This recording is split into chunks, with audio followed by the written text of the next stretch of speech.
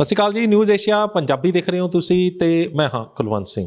ਮੈਂ ਔਰ ਡਾਕਟਰ ਅਮਰ ਸਿੰਘ ਆਜ਼ਾਦ ਇੱਕ ਵਾਰ ਫੇਰ ਇੱਕ ਨਵੇਂ ਕਨਸੈਪਟ ਦੇ ਨਾਲ, ਇੱਕ ਨਵੇਂ ਐਪੀਸੋਡ ਦੇ ਨਾਲ, ਇੱਕ ਨਵੇਂ ਲੜੀਵਾਰ ਦੇ ਨਾਲ ਤੁਹਾਡੇ ਰੂਬਰੂ ਹੋਏ ਹਾਂ।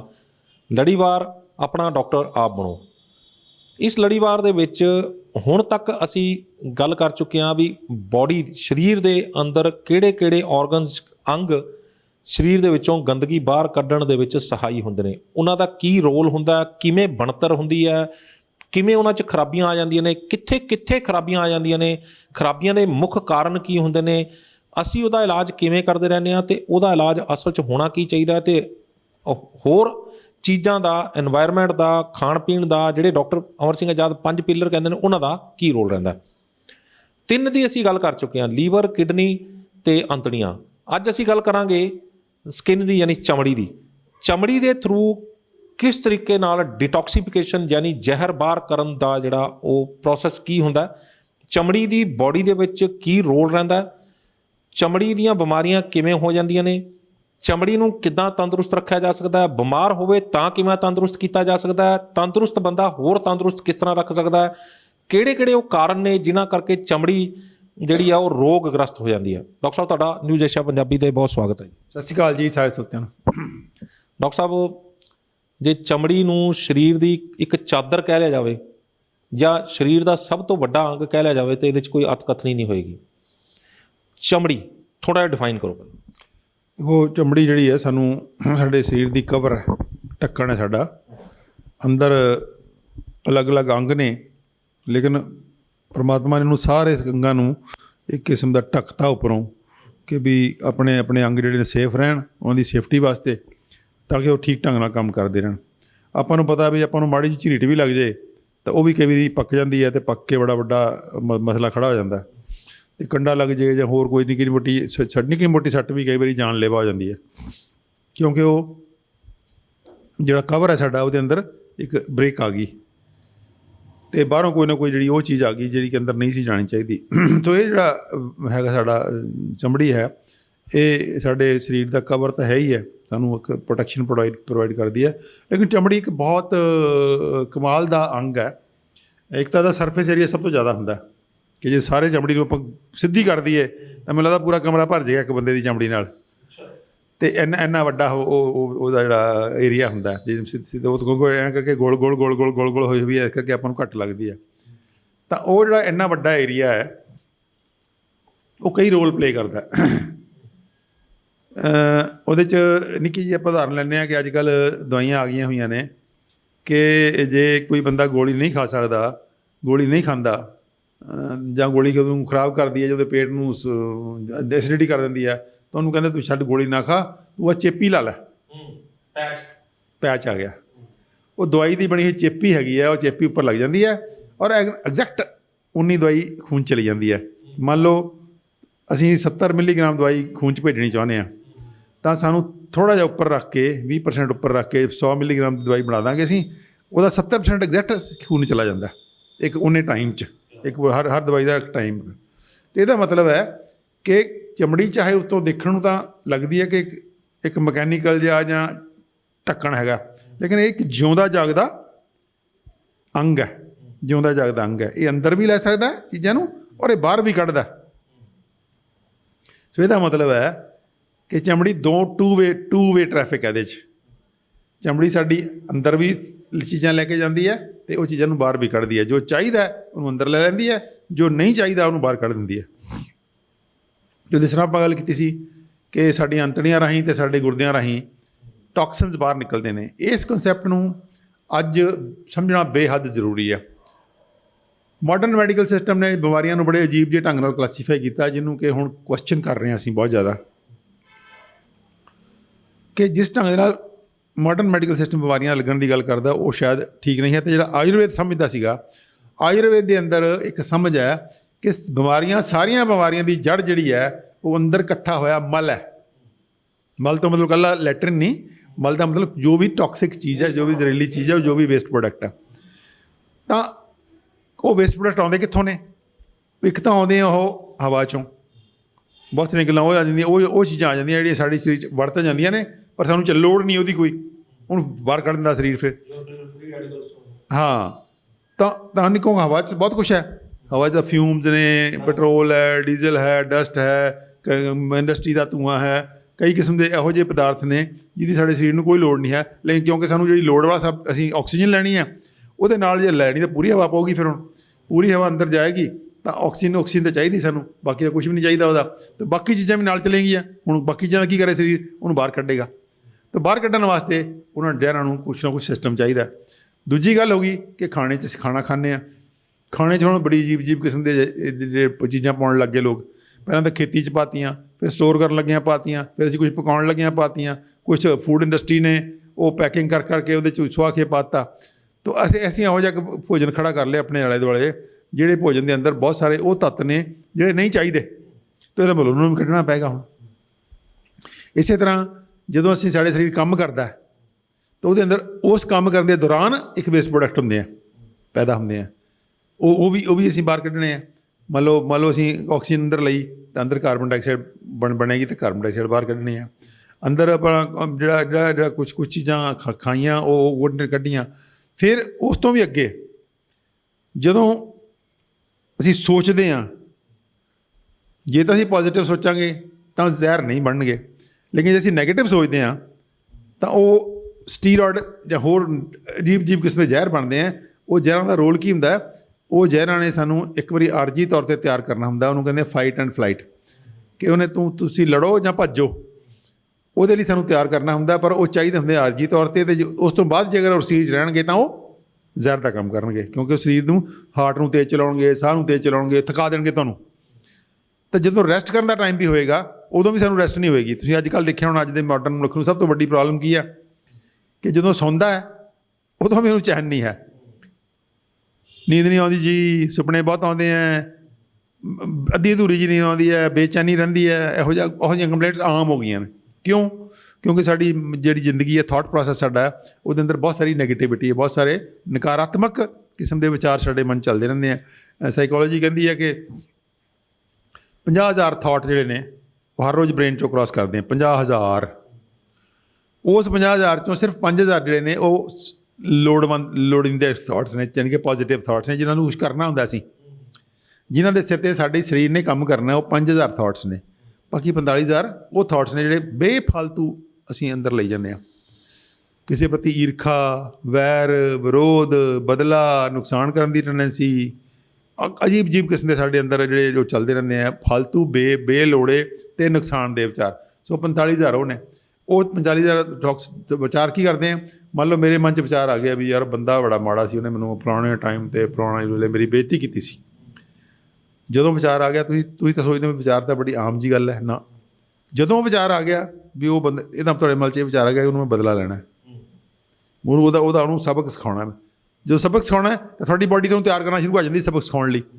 ਤੁਸੀਂ ਸਿਖਾਉਣ ਦੀ ਤੁਹਾਡੇ 'ਚ ਕੋਈ ਹਿੰਮਤ ਨਹੀਂ ਹੈ, ਨਾ ਤੁਸੀਂ ਉਹਦਾ ਕੁਝ ਵਿਗਾੜ ਸਕਦੇ ਹੋ। ਲੇਕਿਨ ਬੋਡੀ ਕੀ ਕਰਦੀ ਹੈ, ਜਦੋਂ ਤੁਹਾਡੇ ਮਨ 'ਚ ਥਾਟ ਆ ਗਿਆ ਕਿ ਮੈਨੂੰ ਯਾਰ ਪੁਰਾਣੇ ਬੰਦੇ ਨੇ ਬੜਾ ਤੰਗ ਕੀਤਾ ਸੀਗਾ, ਉਹਦਾ ਕੁਛ ਨਾ ਕੁਛ ਵਿਗੜਨਾ ਚਾਹੀਦਾ, ਅਤੇ ਤੁਸੀਂ ਵਿਗਾੜਨ ਦੇ ਫਿਰ ਸੋਚਣ ਲੱਗ ਵਿਗਾੜਾ ਕਿੱਦਾਂ ਵਿਗੜਿਆ ਜਾਵੇ, ਤਾਂ ਉਹ ਬੋਡੀ ਉੱਦਾਂ ਤਿਆਰ ਕਰਨਾ ਸ਼ੁਰੂ ਕਰ ਦਿੰਦੀ ਤੁਹਾਨੂੰ। ਤਾਂ ਉਹ ਜਿਹੜੇ ਉਹ ਕੈਮੀਕਲ ਬਣ ਗਏ, ਉਹ ਫਾਲਤੂ ਦੇ ਕੈਮੀਕਲ ਬਣ ਗਏ, ਉਹਨਾਂ ਨੇ ਵੀ ਸਾਨੂੰ ਉਹ ਵੀ ਜ਼ਹਿਰ ਬਣ ਗਏ। ਸੋ ਕਿੰਨੇ ਕਿਸਮ ਦੇ ਜ਼ਹਿਰ ਨੇ ਜਿਹੜੇ ਸਾਡੇ ਸਰੀਰ 'ਚ ਇਕੱਠੇ ਹੁੰਦੇ ਆ, ਜਿਨ੍ਹਾਂ ਨੂੰ ਸਾਨੂੰ ਬਾਹਰ ਕੱਢਣਾ ਹੁੰਦਾ। ਉਹਨਾਂ ਜ਼ਹਿਰਾਂ ਨੂੰ ਕੋਈ ਜ਼ਹਿਰ ਤਾਂ ਫੇਫੜਿਆਂ ਰਾਹੀਂ ਬਾਹਰ ਨਿਕਲ ਜਾਂਦਾ ਜੇ ਉਹ ਗੈਸ ਦੀ ਸ਼ਕਲ 'ਚ ਹੈ। ਕੋਈ ਜ਼ਹਿਰ ਜੇ ਘੁਲਣਸ਼ੀਲ ਹੈ ਪਾਣੀ 'ਚ, ਉਹ ਗੁਰਦਿਆਂ ਰਾਹੀਂ ਪਿਸ਼ਾਬ 'ਚ ਨਿਕਲ ਜਾਂਦਾ। ਕੋਈ ਜ਼ਹਿਰ ਇਹੋ ਜਿਹਾ ਜਿਹੜਾ ਕਿ ਬਾਹਰ ਨਹੀਂ ਨਿਕਲ ਸਕਦਾ, ਤਾਂ ਉਹ ਲਿਵਰ ਨੂੰ ਮੈਸੇਜ ਜਾਂਦਾ ਕਿ ਭਾਈ ਇਹਨੂੰ ਇਹੋ ਜਿਹੀ ਸ਼ਕਲ 'ਚ ਬਦਲੋ ਜਿਹਦੇ ਨਾਲ ਇਹ ਨਿਕਲ ਜਾਵੇ। ਜੇ ਜੋ ਨਿਕਲਣ ਦੀ ਸ਼ਕਲ 'ਚ ਨਹੀਂ ਹੈਗਾ, ਸਰੀਰ 'ਚ ਜਿਹੜੇ ਦਰਵਾਜ਼ੇ ਬਾਹਰ ਨਿਕਲਣ ਦੇ ਦਰਵਾਜ਼ੇ ਨੇ ਉਹ ਭੀੜੇ ਨੇ ਬਹੁਤ।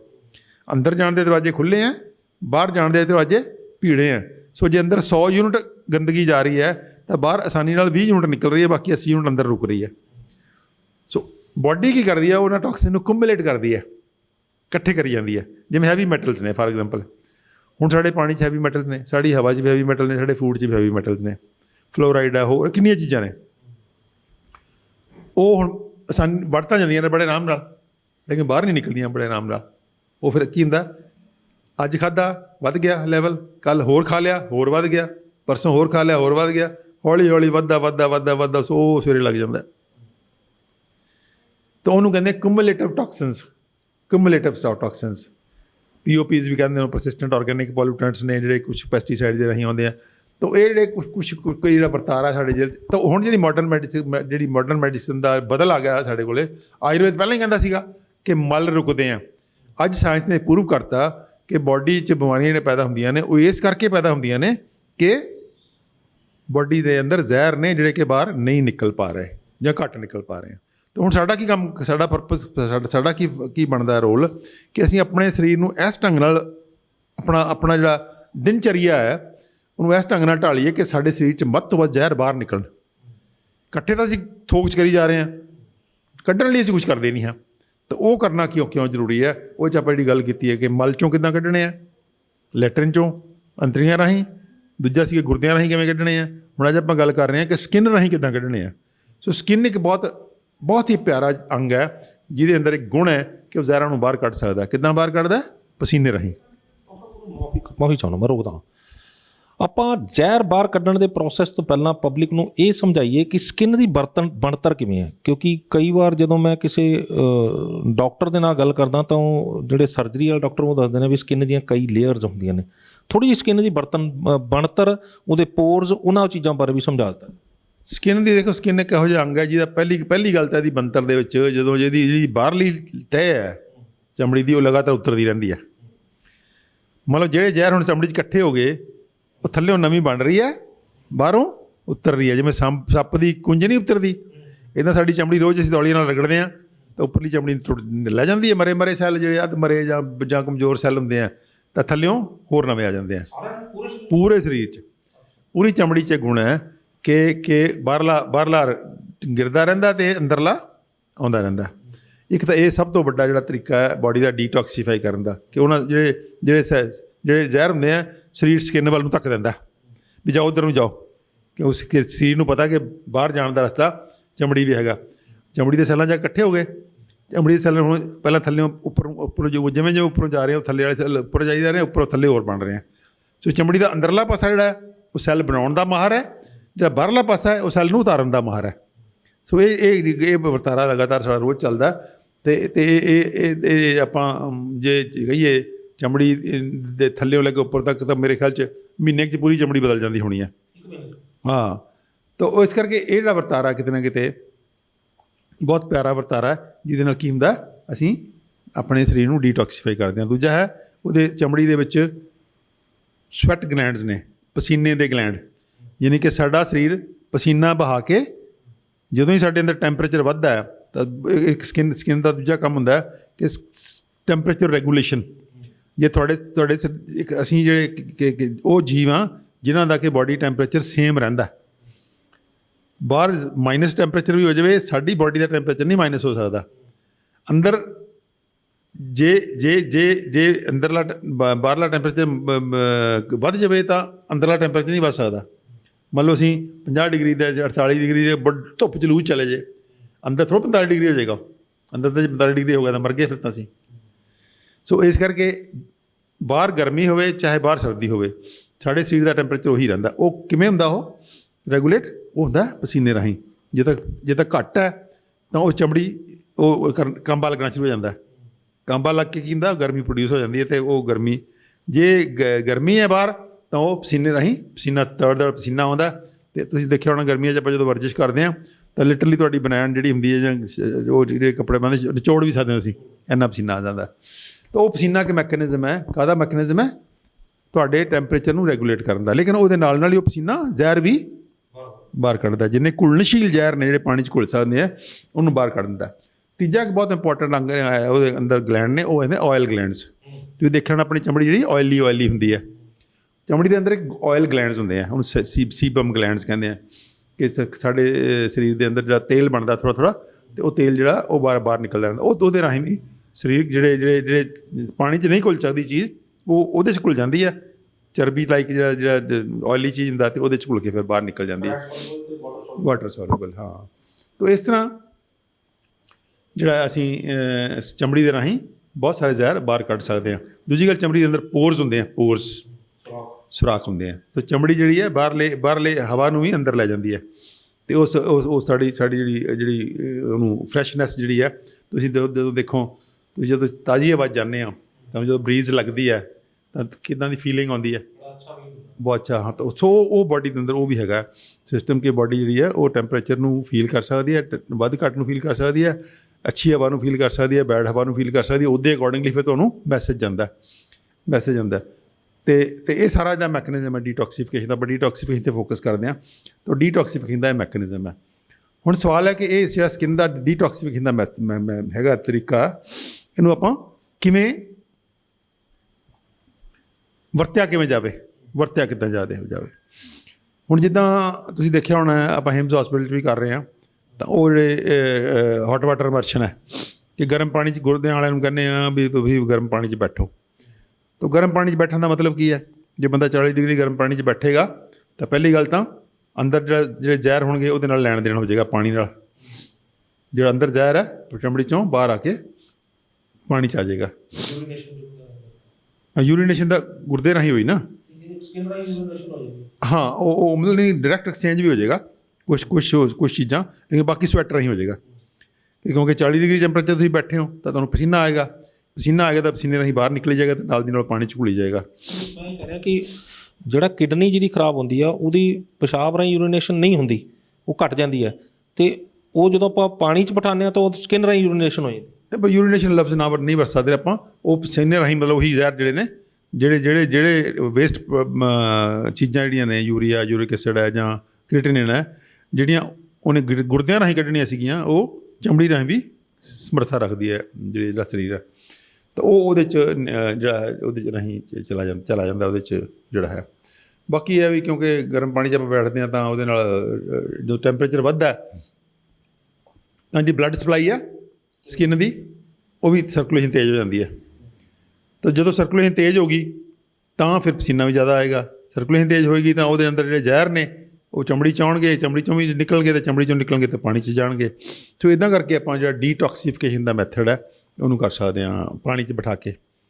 ਇਸ ਤਰ੍ਹਾਂ ਮੱਡ ਥੈਰੇਪੀ ਆ, ਆਪਾਂ ਜਿਹੜਾ ਸਾਰੇ ਪੂਰੇ ਸਰੀਰ 'ਤੇ ਅਸੀਂ ਮਿੱਟੀ ਦਾ ਲੇਪ ਕਰ ਦਿੰਦੇ ਹਾਂ। ਤਾਂ ਮਿੱਟੀ ਦਾ ਲੇਪ ਜਦੋਂ ਕੀਤਾ ਤਾਂ ਮਿੱਟੀ ਨਾਲ ਲੈਣ ਦੇਣ ਹੋ ਜਾਏਗਾ। ਅਗਰ ਮਿੱਟੀ ਸ਼ੁੱਧ ਹੈ ਤਾਂ ਸਰੀਰ 'ਚੋਂ ਟੌਕਸਿਨ ਖਿੱਚ ਲੇਗੀ ਉਹ। ਤਾਂ ਮਿੱਟੀ ਨਾਲ ਜੋ ਨੇਚੁਰੋਪੈਥੀ ਦਾ ਇੱਕ ਬਹੁਤ ਪਿਆਰਾ ਮੈਕੈਨਿਜ਼ਮ ਹੈ, ਉਹਨੂੰ ਅਸੀਂ ਕਹਿੰਦੇ ਹਾਂ ਮੱਡ ਥੈਰੇਪੀ ਕਿ ਮਿੱਟੀ ਦਾ ਲੇਪ ਬਣਾ ਕੇ ਪੂਰੀ ਬਾਡੀ 'ਤੇ ਲੇਪ ਕਰ ਦਈਦਾ, ਫਿਰ ਉਹ ਸੁੱਕ ਜਾਂਦਾ। ਉਹ ਚਲੋ ਉਹਦੇ ਮੈਕੈਨਿਜ਼ਮ ਕਈ ਨੇ ਐਕਸ਼ਨ ਕਰਨ ਦੇ, ਲੇਕਿਨ ਇੱਕ ਮੈਕੈਨਿਜ਼ਮ ਇਹ ਵੀ ਹੈ ਕਿ ਡੀਟੌਕਸੀਫਿਕੇਸ਼ਨ ਕਰਦਾ। ਮੱਡ ਥੈਰੇਪੀ ਨਾਲ ਕਰ ਸਕਦੇ ਹਾਂ। ਫਿਰ ਆਪਾਂ ਜਿਹੜਾ ਹੈਗਾ ਧੁੱਪੇ ਜਦੋਂ ਜਾਂਦੇ ਹਾਂ, ਧੁੱਪ 'ਚ ਜਾਵਾਂਗੇ ਤਾਂ ਉਹੀ ਪਸੀਨਾ ਜ਼ਿਆਦਾ ਆਏਗਾ ਅਤੇ ਪਸੀਨੇ ਦੇ ਵਿੱਚ ਜ਼ਹਿਰ ਨਿਕਲ ਜਾਣਗੇ। ਤੁਸੀਂ ਦੇਖਿਆ ਹੋਣਾ ਜਿਹੜੇ ਮੁਸ਼ੱਕਤ ਵਾਲੇ ਲੋਕ ਨੇ ਉਹ 'ਚ ਘੱਟ ਬਿਮਾਰ ਹੁੰਦੇ ਆ। ਜਿੰਨਾ ਵਿਹਲੜ ਬੰਦਾ ਹੈ ਉਹ ਜ਼ਿਆਦਾ ਬਿਮਾਰ ਹੋਏਗਾ ਕਿਉਂਕਿ ਉਹਨੂੰ ਪਸੀਨਾ ਆਉਂਦਾ ਹੀ ਨਹੀਂ ਹੈ। ਬਹੁਤ ਸਾਰੇ ਇਹੋ ਜਿਹੇ ਲੋਕ ਨੇ ਜਿਹੜੇ ਪਸੀਨੇ ਨੂੰ ਬੜੀ ਨਫ਼ਰਤ ਕਰਦੇ ਆ। ਪਸੀਨਾ ਆ ਜਾਏ ਤਾਂ ਬਹੁਤ ਘਬਰਾ ਜਾਂਦੇ ਵੀ ਉਹਨਾਂ ਨੂੰ ਪਤਾ ਨਹੀਂ ਕੀ ਹੋ ਗਿਆ।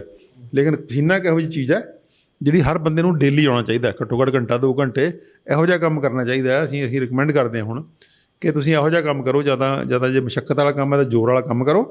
ਜੇ ਕੋਈ ਪੱਠੇ ਕੁਤਰ ਲਓ ਜਾਂ ਕੋਈ ਟੋਕਾ 'ਚ ਕੋਈ ਹੋਰ ਇਹੋ ਜਿਹਾ ਕੰਮ ਕਰ ਲਓ, ਖੇਤੀ ਵਾਲਾ ਜਿਹੜਾ ਭਾਰ ਢੋਣ ਵਾਲਾ ਕਰ ਲਓ ਜਾਂ ਪੱਠੇ ਕੱਟ ਲਓ ਜਾਂ ਜੋ ਵੀ ਤੁਹਾਡਾ ਰੂਟੀਨ 'ਚ ਕੰਮ ਹੈਗਾ, ਜਦੋਂ ਕਰੋਗੇ ਤਾਂ ਉਹ ਕੀ ਹੋਏਗਾ ਕਿ ਜਿਹੜਾ ਤੁਹਾਡਾ ਪਸੀਨਾ ਆਏਗਾ ਤੁਹਾਨੂੰ, ਤਾਂ ਪਸੀਨਾ ਆ ਕੇ ਕਿਉਂਕਿ ਜਦੋਂ ਮਸਲ ਕੰਮ ਕਰਦੇ ਆ ਤਾਂ ਉਹਦੇ ਅੰਦਰ ਗਰਮੀ ਪੈਦਾ ਹੁੰਦੀ ਹੈ, ਹੀਟ ਪੈਦਾ ਹੋਏਗੀ ਤਾਂ ਬਾਡੀ ਨੂੰ ਪਸੀਨੇ ਨਾਲ ਹੀ ਬਾਹਰ ਪਸੀਨੇ ਰਾਹੀਂ ਉਹ ਟੈਂਪਰੇਚਰ ਰੈਗੂਲੇਸ਼ਨ ਕਰਨਾ ਪਏਗਾ। ਕਿਉਂਕਿ वो करेगा तो नाल टॉक्सिन भी निकल जाएंगे, जहर भी निकल जाएंगे। मैं दर्शकों को बताना चाहूँगा डॉक्टर अमर सिंह आज़ाद जो MBBS MD हैं, मैं आचार्य मनीष, हमारे साथ डॉक्टर अवधेश पांडे वो भी MBBS MD हैं, डॉक्टर विश्वरूप राय चौधरी, डॉक्टर खादर वली और हमारे पास 250 डॉक्टर्स की टीम, हमारी पूरी टीम ने मिल के पूरे भारत से शुगर को, BP को जो गोलियां खिलाकर कंट्रोल करने का जो साइंस चल रही है, जिसको मेडिकल माफिया बोलते हैं, जो ये बोलता है कि गोली खा के कंट्रोल होती है, हम बिना दवाइयां शुगर को भी BP को भी रिवर्स करना सिखा रहे हैं। तो आप हिम्स हॉस्पिटल चंडीगढ़ में संपर्क करो। यहाँ पे hymns hospital and institute of integrated medical sciences जो कि डेराबस्सी चंडीगढ़ में है। तो जब आप यहाँ पे आ रहे हैं तो क्या आपकी एक्सपेक्टेशन होनी चाहिए, वो एक्सपेक्टेशन हमारे थेरेपी से मैच हो रही कि नहीं, ये आपके लिए जानना ज़रूरी है before you start thinking about coming here. यहाँ आने से पहले कुछ बातें आपके दिमाग में क्लियर होनी चाहिए। तो उनमें एक काम हमारा होता है कि ड्रग्स, दवाइयाँ जो नशीली दवाइयाँ मिलती हैं, दी जाती हैं, जो एक वजह होती है पेशेंट की किडनी के ख़राब होने का, तो उन ड्रग्स को हम ड्रास्टिकली टेपर डाउन करते हैं, ड्रास्टिक टेपर डाउन। तो पहले तो मेंटल सेटअप ये करके आना है कि यहाँ आएंगे तो दवाइयाँ ड्रास्टिक टेपर डाउन हो सकती हैं। अगर आप उसके लिए तैयार हैं तो यहाँ पे आइए। इनका डायलिसिस पे है तो डायलिसिस का नेचुरल डायलिसिस पे आ जाएगा। हम तो बड़े सिंपली पेशेंट को ये समझाते हैं कि दुनिया में कोई भी बीमारी ज़ुबान पे लगाम नहीं है इसलिए आई है। अगर ज़ुबान पे लगाम खाने के लिए है तो डॉक्टर से वास्ता नहीं पड़ेगा। दूसरा, जो हमारे कैंसर के पेशेंट्स हैं, कैंसर के पेशेंट्स ये पहले ही जैसे डायग्नोसिस होता है उम्मीद छोड़ देते हैं कि अब तो टिकट कट गया, अब तो जाने की तैयारी हो गई, और साइकोलॉजिकली बहुत लो हो जाते हैं। तो छोटी छोटी चीज़ें भी उनके लिए बड़ा घातक हो जाती हैं। हम सबसे पहले उनको ये समझाते हैं कि ये जो कैंसर है ये आपका अपना सेल है जो इस स्थिति में आया है।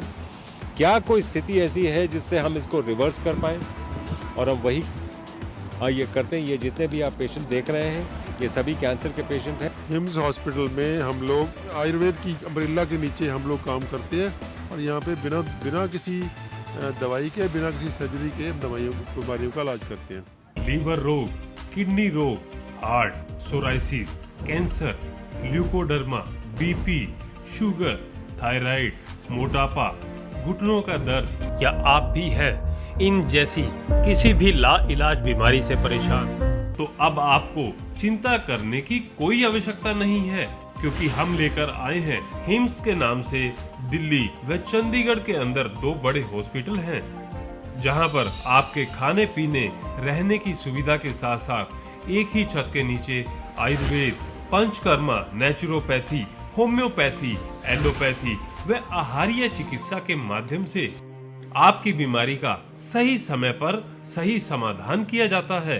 अगर आप भी चाहते हैं अपनी बीमारी का सही समाधान सही समय पर पाना, तो आप हमारे हिम्स हॉस्पिटल में आकर भी अपनी बीमारी का इलाज करवा सकते हैं।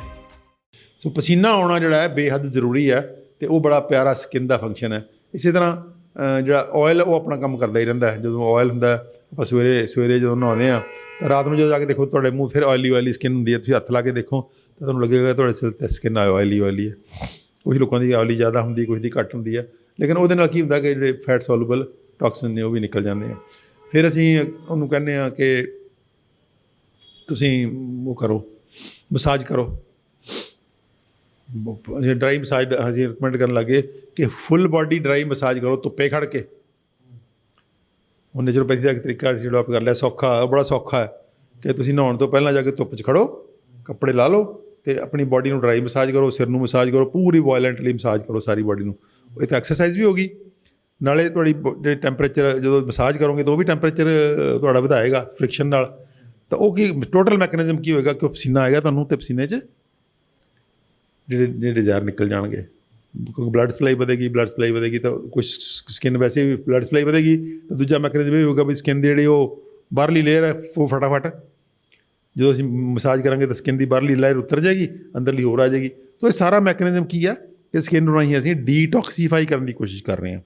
ਤਾਂ ਡੀਟੌਕਸੀਫਿਕੇਸ਼ਨ ਜਿਹੜੀ ਆ ਸਕਿਨ ਬਹੁਤ ਵਧੀਆ ਡੀਟੌਕਸੀਫਿਕੇਸ਼ਨ ਆਰਗਨ ਹੈ, ਜਿਹਨੂੰ ਆਪਾਂ ਬੜੇ ਹੀ ਆਸਾਨੀ ਨਾਲ ਛੋਟੇ ਗੱਲਾਂ ਕਰਕੇ, ਛੋਟੇ ਟੋਟਕੇ ਅਡਾਪਟ ਕਰਕੇ ਜਿਹੜਾ ਉਹਨੂੰ ਵਰਤ ਸਕਦੇ ਹਾਂ, ਜਿਹੜਾ ਡੀਟੌਕਸੀਫਿਕੇਸ਼ਨ ਵਾਸਤੇ। ਡੀਟੌਕਸੀਫਿਕੇਸ਼ਨ ਵਾਸਤੇ ਛੋਟੇ ਮੈਥਡਾਂ ਨਾਲ ਆਪਾਂ ਆਪਣਾ ਕੰਮ ਚਲਾ ਸਕਦੇ ਹਾਂ। ਹੁਣ ਆਈਏ ਕਿ ਬਾਡੀ ਦੇ ਉੱਤੇ ਜਿਹੜੀ ਸਕਿਨ ਹੈਗੀ ਹੈ, ਇਹ ਕੁਝ ਅਜਿਹੇ ਕਾਰਨ ਹੋ ਜਾਂਦੇ ਨੇ ਜਿਨ੍ਹਾਂ ਦੇ ਕਰਕੇ ਇਹ ਬਿਮਾਰ ਹੋਣੀ ਸ਼ੁਰੂ ਹੋ ਜਾਂਦੀ ਹੈ। ਥੋੜ੍ਹਾ ਜਿਹਾ ਡਿਟੇਲ ਦਿਓਗੇ ਵੀ ਸਕਿਨ ਦੀਆਂ ਕਿਹੜੀਆਂ ਬਿਮਾਰੀਆਂ ਜਿਹੜੀਆਂ ਇਨਸਾਨ ਨੂੰ ਬਹੁਤ ਜ਼ਿਆਦਾ ਤੰਗ ਕਰਦੀਆਂ? ਸਕਿਨ ਆਪਾਂ ਤੰਗ ਕਰਨ ਵਾਲੀਆਂ ਬਿਮਾਰੀਆਂ ਤੋਂ ਪਹਿਲਾਂ ਇਹ ਵੀ ਥੋੜ੍ਹਾ ਜਿਹਾ ਵੀ ਕਰ ਲਈਏ ਵੀ ਜਿਹੜੀਆਂ ਬਿਮਾਰੀਆਂ ਨੇ ਸਕਿਨ ਦੀਆਂ, ਉਹ ਭਾਸ਼ਾ ਕਿੱਦਾਂ ਦੀ ਹੈ, ਉਹ ਕੀ ਆ, ਬਾਡੀ ਦੀ ਭਾਸ਼ਾ ਹੈ ਉਹ। ਜਿੱਦਾਂ ਬਿਮਾਰੀ ਕੋਈ ਅਗਰ ਜਿਸ ਤਰ੍ਹਾਂ ਜ਼ੁਕਾਮ ਲਾਉਂਦੀ ਹੈ ਨੇਚਰ ਤੁਹਾਡੇ 'ਚੋਂ ਕੀ ਟੌਕਸਿਨ ਬਾਹਰ ਸੁੱਟਣ ਲਈ, ਤੁਹਾਡੀ ਕੋਈ ਅਨਵਾਂਟਡ ਚੀਜ਼ ਬਾਹਰ ਸੁੱਟਣ ਲਈ, ਇੱਦਾਂ ਹੀ ਸਰੀਰ ਜਿਹੜਾ ਹੈ ਉਹ ਕੋਈ ਰੈਸ਼ ਕਰਦਾ, ਤੁਹਾਡੇ ਫੋੜੇ ਫਿੰਸੀਆਂ ਹੋ ਜਾਂਦੇ ਆ, ਤੁਹਾਨੂੰ ਖਾਰਿਸ਼ ਹੋ ਜਾਂਦੀ ਹੈ, ਤੁਹਾਨੂੰ ਖੁਜਲੀ ਹੋ ਜਾਂਦੀ ਹੈ ਤੁਹਾਨੂੰ, ਤਾਂ ਉਹ ਵੀ ਬਾਡੀ ਦੀ ਇੱਕ ਭਾਸ਼ਾ ਹੈ ਕਿ ਬਾਡੀ ਕੁਛ ਜ਼ਹਿਰ ਸਕਿਨ ਰਾਹੀਂ ਇੰਨੇ ਜ਼ਿਆਦਾ ਇਕੱਠੇ ਹੋ ਗਏ ਤੁਹਾਡੇ ਅੰਦਰ ਕਿ ਉਹ ਸਕਿਨ ਰਾਹੀਂ ਬਾਹਰ ਕੱਢਣਾ। ਐਗਜ਼ੀਮਾ ਹੋ ਗਿਆ ਤੁਹਾਨੂੰ। ਬਹੁਤ ਸਾਰੇ ਲੋਕ ਨੇ ਜਿਨ੍ਹਾਂ ਨੂੰ ਐਗਜ਼ੀਮਾ ਹੋ ਜਾਂਦਾ, ਹਟਦਾ ਹੀ ਨਹੀਂ ਹੈ। ਉਹ ਕਿਉਂ ਨਹੀਂ ਹਟਦਾ? ਨੋਟ ਦੈਟ ਕਿ ਵੀ ਕੋਈ ਉਹਨੂੰ ਬੰਦੇ 'ਚ ਨੁਕਸ ਪੈ ਗਿਆ, ਬਿਕੋਜ਼ ਉਸ ਬੰਦੇ ਦੇ ਅੰਦਰ ਟੌਕਸਿਨ ਇੰਨੇ ਜ਼ਿਆਦਾ ਨੇ ਔਰ ਸਰੀਰ ਨੂੰ ਇੱਕ ਮੈਕੈਨਿਜ਼ਮ ਲੱਭ ਗਿਆ ਕਿ ਸਰੀਰ ਨੇ ਉਹਨੂੰ ਸਕਿਨ ਡਿਜ਼ੀਜ਼ ਪੈਦਾ ਕਰਤੀ। ਸਕਿਨ ਡਿਜ਼ੀਜ਼ ਵਿੱਚ ਕੀ ਹੋਊਗਾ, ਸਕਿਨ ਡਿਜ਼ੀਜ਼ 'ਚ ਕੁਛ ਤਾਂ ਉਹਦੇ 'ਚੋਂ ਪਾਣੀ ਨਿਕਲੇਗਾ, ਪਾਣੀ ਵਗ ਜਾਏਗਾ। ਕੁਛ ਤੁਸੀਂ ਉਹਨੂੰ ਖੁਰਕੋਗੇ ਤਾਂ ਉਹ ਖੁਰਕ ਕੇ ਉਹ ਚਮੜੀ ਉੱਤਰ ਜਾਏਗੀ, ਕੁਛ ਆਪਣੇ ਆਪ ਹੀ ਉੱਤਰਦੀ ਰਹੂਗੀ। ਉਦੋਂ ਉੱਥੋਂ ਸਾਰਾ ਜਿਹੜਾ ਸਕਿਨ ਡਿਜ਼ੀਜ਼ ਦਾ ਮੈਕੈਨਿਜ਼ਮ ਹੈ, ਸਾਰਾ ਡੀਟੌਕਸੀਫਿਕੇਸ਼ਨ ਦਾ ਮੈਕੈਨਿਜ਼ਮ ਹੈ ਉਹ ਐਕਚੁਅਲੀ। ਸੋ ਜੇ ਅਸੀਂ ਸਕਿਨ ਡਿਜ਼ੀਜ਼ ਨੂੰ ਐਜ਼ ਡੀਟੌਕਸੀਫਿਕੇਸ਼ਨ ਮੈਥਡ ਬੋਡੀ ਅਸੀਂ ਉਹਦਾ ਗੁੱਸਾ ਕਰਨ ਦੀ ਬਜਾਏ ਜਾਂ ਉਹਨੂੰ ਨੈਗੇਟਿਵ ਇੰਟਰਪ੍ਰੀਟ ਕਰਨ ਦੀ ਬਜਾਏ ਜੇ ਅਸੀਂ ਇਹ ਕਹਿ ਲਈਏ ਕਿ ਸਕਿਨ ਡਿਜ਼ੀਜ਼ ਜਿਹੜੀਆਂ ਨੇ ਬੋਡੀ ਦਾ ਆਪਣਾ ਡਿਫੈਂਸ ਮੈਕੈਨਿਜ਼ਮ ਹੈ, ਜਿਹਦੇ ਰਾਹੀਂ ਬੋਡੀ ਆਪਣੇ ਆਪ ਨੂੰ ਡੀਟੌਕਸੀਫਾਈ ਕਰ ਰਹੀ ਹੈ। ਤੁਸੀਂ ਜੇ ਉਹ ਅੰਦਰ ਟੌਕਸਿਨ ਪ੍ਰੋਡਿਊਸ ਕਰਨੇ ਬੰਦ ਕਰ ਦਿਓ, ਨਾਲ ਦੀਆਂ ਸਕਿਨ ਡਿਜ਼ੀਜ਼ ਠੀਕ ਹੋ ਜਾਂਦੀਆਂ ਨੇ। ਅਸੀਂ ਦੇਖਿਆ ਜਿੰਨੇ ਆਟੋਇਮਿਊਨ ਡਿਸਆਰਡਰ ਸਕਿਨ ਦੇ ਨੇ, ਸੋਰੀਆਸਿਸ 'ਚੋਂ ਅੱਡੀਆਂ ਸਕੇਲਸ ਉਤਰ ਰਹੀਆਂ ਹੁੰਦੀਆਂ ਨੇ ਮੋਟੀਆਂ। ਸੋਰੀਆਸਿਸ ਦੇ ਤੁਸੀਂ ਪੇਸ਼ੈਂਟ ਦੇਖੇ ਹੋਣੇ ਆ, ਉਹ 'ਚ ਵੱਡੇ ਜਿਹਦੇ ਨਾ ਉਹ ਜੇ ਬੰਦਾ ਇੱਥੇ ਬਹਿ ਜਾਵੇ ਨਾ ਤੇ ਐਂ ਕਰਨਾ ਸ਼ੁਰੂ ਕਰ ਦੇਵੇ ਤਾਂ ਥੱਲੇ ਢੇਰ ਲੱਗ ਜਾਂਦਾ। ਮਤਲਬ ਪਾਈਆ ਸਕੇਲ ਬੰਦੇ ਦੀ ਇੱਕ ਵਾਰੀ 'ਚ ਉਤਰ ਜਾਂਦੀ ਹੈ, ਇੰਨੀ ਜ਼ਿਆਦਾ ਉਹ 'ਚ ਉਤਰਦੀ ਹੈ। ਕਿਉਂਕਿ ਤੁਸੀਂ ਉਹ ਜਿਹੜਾ ਆਟੋਇਮਿਊਨ ਪ੍ਰੋਸੈਸ ਸੀਗਾ, ਜਿਹੜਾ ਅੰਦਰ ਜ਼ਹਿਰ ਪੈਦਾ ਕਰ ਰਿਹਾ ਸੀਗਾ, ਬੋਡੀ ਨੂੰ ਥਰੋ ਆਊਟ ਕਰ ਰਹੀ ਹੈ ਵੀ ਨਿਕਲੋ। ਤੁਸੀਂ ਉਹ ਪੈਦਾ ਕਰਨਾ ਬੰਦ ਕਰ ਦਿਓ, ਨਾਲ ਦੀਆਂ ਡਿਜ਼ੀਜ਼ ਠੀਕ ਹੋ ਜਾਂਦੀ ਹੈ। ਤਾਂ ਜਿੰਨੀਆਂ ਸਕਿਨ ਦੀਆਂ ਆਟੋਇਮਿਊਨ ਡਿਸਆਰਡਰ ਨੇ, ਸਾਰੇ ਦੇ ਸਾਰੇ ਜਿਹੜੇ ਨੇ, ਜਦੋਂ ਅਸੀਂ ਉਹਨੂੰ ਠੀਕ ਡਾਈਟ ਦਿੰਦੇ ਹਾਂ ਅਤੇ ਠੀਕ ਉਹਦੇ ਟੌਕਸਿਨ ਬਣਨੇ ਬੰਦ ਹੋ ਜਾਂਦੇ ਆ ਤਾਂ ਨਾਲ ਦੀਆਂ ਠੀਕ ਹੋ ਜਾਂਦੀਆਂ। ਤਾਂ ਮਤਲਬ ਨੁਕਸ ਉਹਦੇ 'ਚ ਨਹੀਂ ਸੀਗਾ, ਨੁਕਸ ਟੌਕਸਿਨ ਸੀਗਾ ਕਿ ਬੋਡੀ ਦੇ ਅੰਦਰ ਟੌਕਸਿਨ ਨੇ ਅਤੇ ਉਹ ਸਕਿਨ ਡਿਜ਼ੀਜ਼ ਦੇ ਰਾਹੀਂ ਬਾਹਰ ਕੱਢਣਾ ਚਾਹ ਰਹੀ ਹੈ। ਉਹ ਭਾਸ਼ਾ ਅਸੀਂ ਸਮਝਦੇ ਨਹੀਂ ਹਾਂ, ਅਸੀਂ ਉਸਨੂੰ ਉਲਟੋ ਉਹਨੂੰ ਦਬਾਈ ਜਾਂਦੇ ਹਾਂ। ਉਹ ਦਬਾ ਕੇ ਇੱਕ ਵਾਰੀ ਦਬ ਜਾਂਦੀ ਹੈ, ਫਿਰ ਖੜੀ ਹੋ ਜਾਂਦੀ ਹੈ, ਫਿਰ ਦਬ ਜਾਂਦੀ ਹੈ, ਫਿਰ ਖੜੀ ਹੋ ਜਾਂਦੀ। ਸਟੀਰੋਇਡ ਦੇ ਕੇ ਐਡੀਆਂ ਸਟਰੋਂਗ ਦਵਾਈਆਂ ਦੇ ਕੇ ਅਸੀਂ ਸਕਿਨ ਨੂੰ ਠੀਕ ਕਰ ਲੈਂਦੇ, ਅਮਲਮਾ ਲਾ ਕੇ। ਲੇਕਿਨ ਤੁਸੀਂ ਬੰਦ ਕਰੋ, ਫਿਰ ਆ ਜਾਏਗੀ ਉਹ। ਕਿਉਂਕਿ ਰੂਟ ਕਾਜ਼ ਨਹੀਂ ਰਿਮੂਵ ਕੀਤਾ ਆਪਾਂ ਨੇ। ਜੜ ਤਾਂ ਸੀਗੀ ਕਿ ਜ਼ਹਿਰ ਨੇ, ਉਹ ਬਾਹਰ ਨਹੀਂ ਨਿਕਲ ਰਹੇ। ਬੋਡੀ ਨੇ ਸਕਿਨ ਡਿਜ਼ੀਜ਼ ਪੈਦਾ ਕੀਤੀ ਬਾਹਰ ਕੱਢਣ ਲਈ, ਅਸੀਂ ਉਹਨੂੰ ਦਬ ਗਿਆ ਧੱਕੇ ਨਾਲ, ਜ਼ੋਰ ਜ਼ਬਰਦਸਤੀ। ਉਹ ਫਿਰ ਛੱਡੋਗੇ, ਫਿਰ ਇੱਥੇ ਆ ਜਾਏਗਾ। ਸੋ ਇਸ ਕਰਕੇ ਜਿਹੜੀਆਂ ਬਿਮਾਰੀਆਂ ਨੇ ਸਕਿਨ ਦੀਆਂ, ਚਾਹੇ ਉਹ ਫੋੜਾ ਫਿੰਸੀ ਹੈ, ਚਾਹੇ ਉਹ ਕੋਈ ਪਾਕ ਨਿਕਲਿਆ ਹੀ ਹੈ, ਚਾਹੇ ਕੋਈ ਉਤੋਂ ਉਹਦੇ ਅੰਦਰ ਰੈਸ਼ ਹੋ ਗਈ ਹੈ, ਕੋਈ ਐਗਜ਼ੀਮਾ ਹੋ ਗਿਆ, ਕੋਈ ਸੋਰੀਆਸਿਸ ਹੋ ਗਿਆ, ਜਾਂ ਮੈਨੂੰ ਡੈਂਡਰਫ ਹੈ। ਹੁਣ ਡੈਂਡਰਫ ਕੀ ਹੈ? ਸਰੀਰ ਦੇਖੋ, ਤੁਸੀਂ ਦੇਖਿਆ ਹੋਣਾ ਲੋਕਾਂ ਦੇ ਸਕਿਨ 'ਚ ਵਾਲਾਂ 'ਚ ਉਹ ਚਿੱਟਾ ਨਿਕਲਦਾ ਰਹਿੰਦਾ, ਧੂੜਾ ਜਿਹਾ। ਹਾਂ, ਉਹ ਵੀ ਇਹੀ ਹੈ ਵੀ ਥੋੜ੍ਹਾ ਜਿਹਾ ਸਰੀਰ 'ਚ ਜ਼ਹਿਰ ਬਹੁਤ ਨੇ, ਸਰੀਰ ਨੂੰ ਕੱਢਣਾ ਚਾਹ ਰਿਹਾ, ਸਰੀਰ 'ਚ ਜ਼ਹਿਰ ਬਣਨੇ ਬੰਦ ਕਰ ਦਿਓ, ਠੀਕ ਹੋ ਜਾਏਗਾ। ਤਾਂ ਇਹ ਕਿਤੇ ਨਾ ਕਿਤੇ ਜਿਹੜਾ ਆਯੁਰਵੇਦ ਦਾ ਬਹੁਤ ਪਿਆਰਾ ਜਿਹੜਾ ਹੈ, ਤਾਂ ਔਰ ਇਹਦੇ 'ਚ ਬਹੁਤ ਜੇ ਅਸੀਂ ਆਯੁਰਵੇਦ ਨੂੰ ਸਮਝ ਲਈਏ ਤਾਂ ਸਾਨੂੰ ਡਿਜ਼ੀਜ਼ ਟਰੀਟ ਕਰਨੀਆਂ ਬਹੁਤ ਹੀ ਸੌਖੀਆਂ ਨੇ।